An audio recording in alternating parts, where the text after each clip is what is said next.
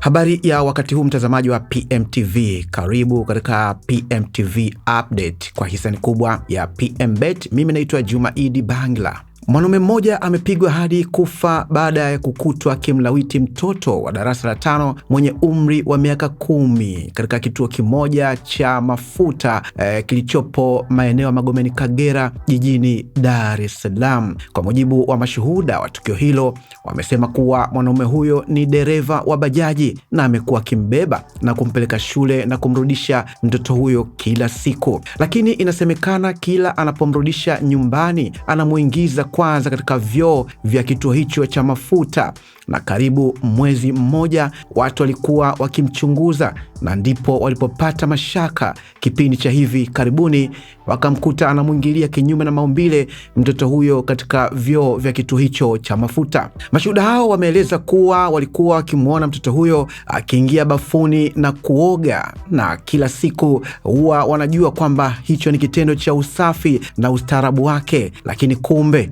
nyuma pazia kulikuwa kuna kitu kingine kinaendelea. Kwa mujibu wa mtoto huyo, aliwaeleza mashuhuda hao kwamba wazazi wake waliachana na kijana huyo alikuwa akimpa lifti ya kumpeleka shule na kumrudisha, lakini vitendo ambavyo anamfanyia sivyo vya kiubinadamu, na ndipo mashuhuda hao wakaweza kumsurubu mwanaume huyo na kupelekea umauti. PMTV imejaribu kumtafuta kamanda wa polisi kanda maalum ya Dar es Salaam Jumanne Muliro ili kuweza kuthibitisha tukio hilo.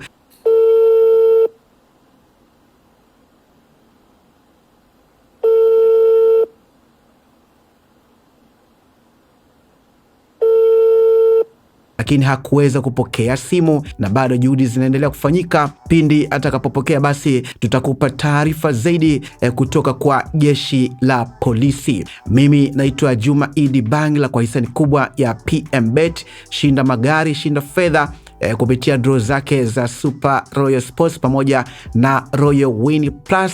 Magari ni mengi, ni wakati wako, jiunge hivi sasa.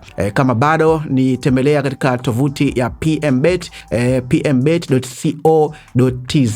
Mpaka wakati mwingine, kwa heri.